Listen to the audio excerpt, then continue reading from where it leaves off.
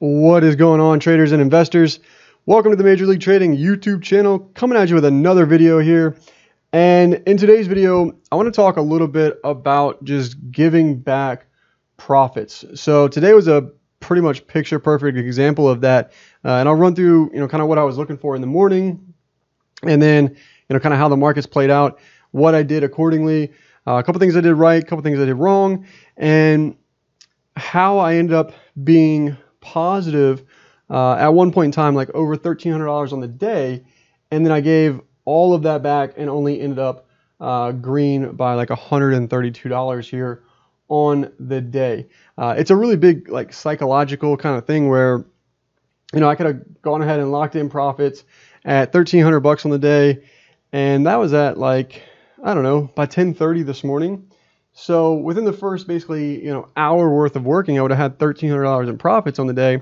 Could have called it a day, and went on about other things. But I went ahead and stuck with the trade, and it ended up coming back and trailing me out. And like I said, I gave back basically 1,100 and some change worth of profits on that. So the question is, why did I do that? Will I do it again? Do I wish I would have done it differently? Kind of all these things, right? Well, yes, I'll do it again, most definitely, because I had a larger targets in mind for the trade. And the risk-reward ratio was still very valid on that trade. And the way I feel about the trade is, like I would like to be upset about it because, I gave back some money that, I could have just locked in. But at the same time, I know that if I do that more and more and more in the long run, I'm going to miss out on these big trades that really make that impact. They really affect that bottom line, when it comes down to the end of month, end of year profits that you're trying to pull from these markets. So let's dive in. Let's take a look at here and kind of see what we're looking at. So the trade that I took today was both in the Nasdaq and in the Russell. Coming into today, we had the Nasdaq gapping up a little bit. We had the Russell actually gapping up quite a bit.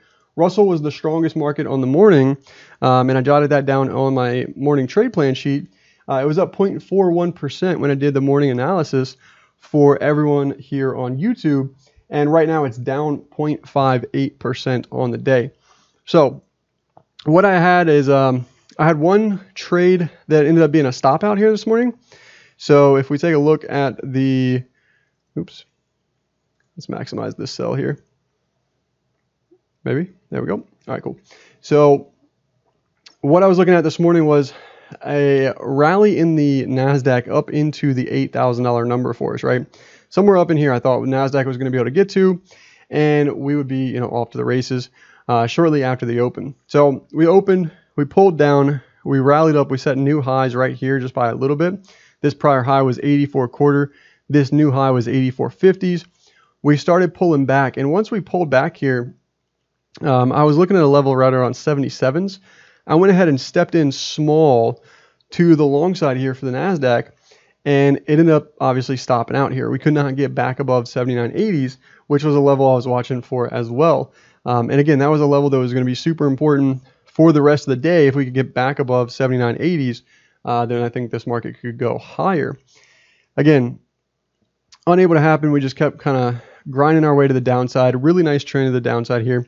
And then what ends up happening right here at 10:12 is we actually set a divergence. So if I pull over the foregrid here for the markets, you can see that at this moment in time, one, we get a signal at 10:10. So market's telling me, okay, potentially new lows here. We've got the Russell getting a signal as well. Russell actually cracked this low here is 62.50s, and the open from Friday was actually 62.90. So I was kind of paying attention to that level as we came down there. And the Dow at the same moment in time was not getting new lows on the day. I'm going to say that one more time. The Dow, bottom right chart here, not getting new lows on the day. 27,302s ended up being the low of this 1010 bar. The lows of the day at the current time was 27,291. So we had about 10 points left to go to get new lows there in the Dow. The Dow did not, in fact, do that. And I said, okay, time to step into some longs here in the NASDAQ based off of this and based off the signal in here. So I went ahead and I stepped into the long side here in the Nasdaq, right in here, right? And this is 79.63 I got filled like 79.64s, so right in through here. And this proceeded to have a nice little move to the upside here, traded a high of 76.75s.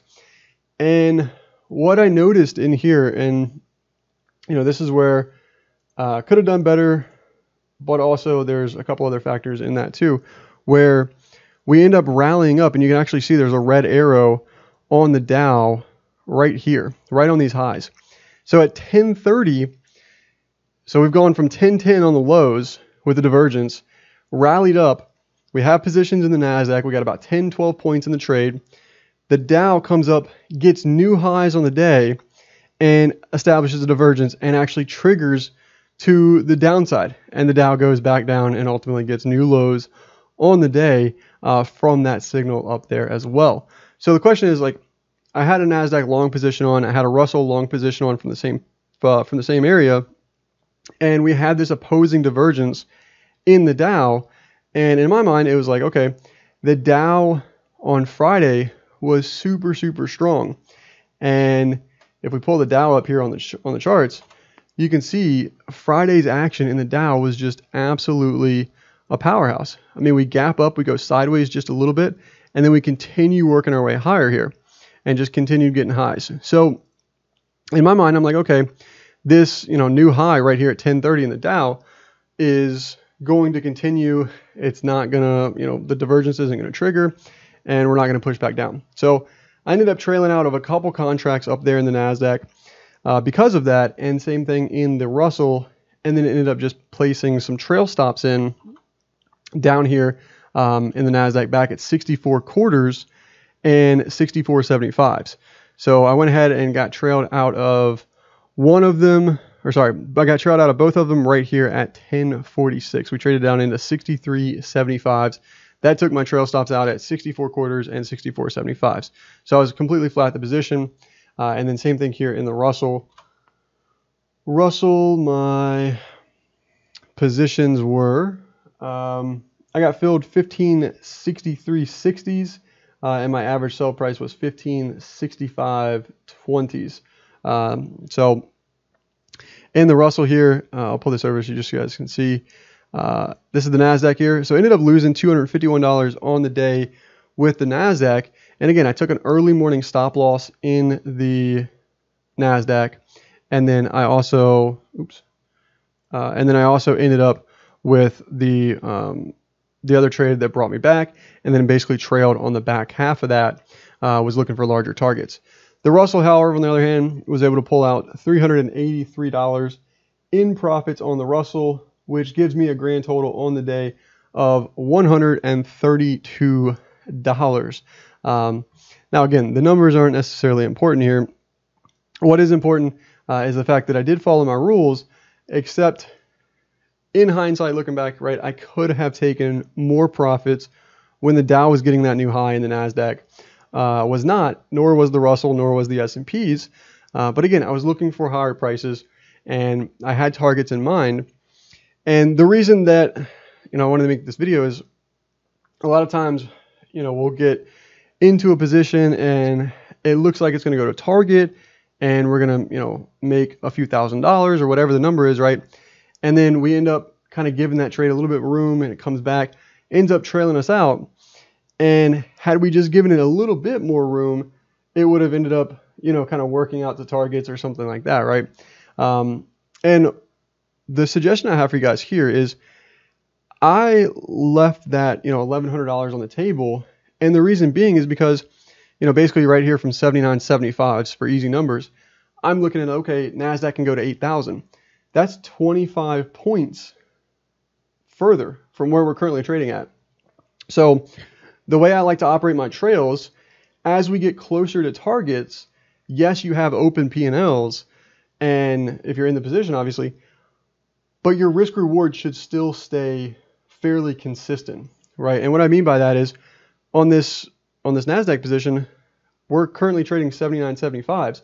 Well, I was willing to give it, basically 10 points back to the downside there to the 64s to trail me out, as long as we ended up going to 8,000 because I'm going to make another $25 worth of profits, and I'm risking about 10 bucks in order to do that.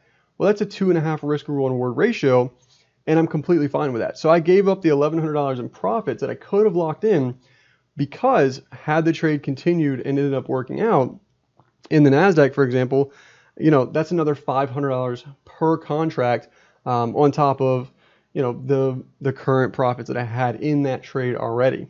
And again, same thing. The Russell was a first-time trade on the day, so it took no losses in the Russell on the day. I'll show you guys that trade as well. And then same psychology was going through on that trade in the Russell. And Russell doesn't trade as much volume, so I'm going to go to a 5-minute chart here. So I ended up picking up the Russell right in through here. 63.58 was my average. I just hit market orders, so 63.60s, call it, and ended up getting out 65.18, 65.20s as my average exit, kind of right up in through here. So Russell ends up getting a nice, 15 minutes worth of rally there after I get in the trade. Looks like it's going to go. It's traded up here as high as 67.90s, pulls back a bit, starts rallying back up here, gets 67.50s. And in my mind, like, okay, market's going to continue to rally. Russell's going to pull back some of the, or get back some of this move from the pullback this morning. And this trade has, up into 1575, like another 8 points to go. We're currently trading like 1567s.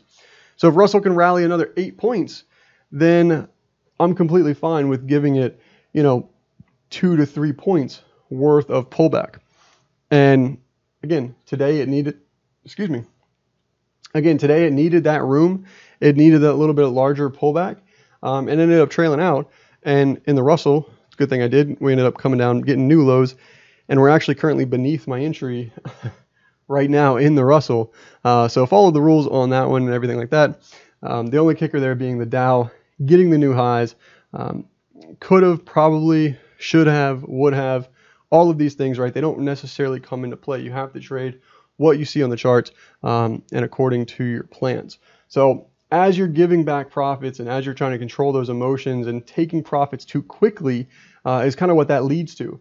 Is, boom, I could have taken my $1,300.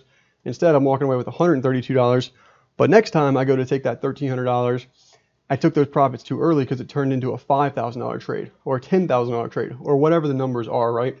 Don't let the numbers fool you. It's all risk-reward ratio. We're looking at risk 1 to make 3, risk 1 to make 2, things like that. So as you're in your positions and you're trying to find trail stops and you're trying to find some exits there, as if the market breaks trend, things like that, always look at your risk to reward ratio as if you were in the position from that price right now as a new trade, and what your stop loss would be and what your target would be up to your targets. So keep that in mind. See if it helps you guys. Let me know in the comment section below. Really appreciate you guys coming on, hanging out, listening to this video. Give me a thumbs up if you enjoyed the content. Let me know if you can relate to being able to take profits early and things like that, and then you end up missing the big trade. All of those kind of fun psychological things that comes along with trading. So feel free to chat with me in the chat, in the comment section below. If you want to join me in the MLT Discord, there's going to be a link in the description below. Feel free to go ahead and click that link as well. That's where you guys get to see me trade live for the first hour to hour and a half each and every day. I was walking through, talking about this trade every step of the way this morning, and that's what you guys get for being in the MLT Discord. So thank you so much again. Hit that subscribe button if you're new around here. Make sure you give me that thumbs up, and I'll see you guys on the next video.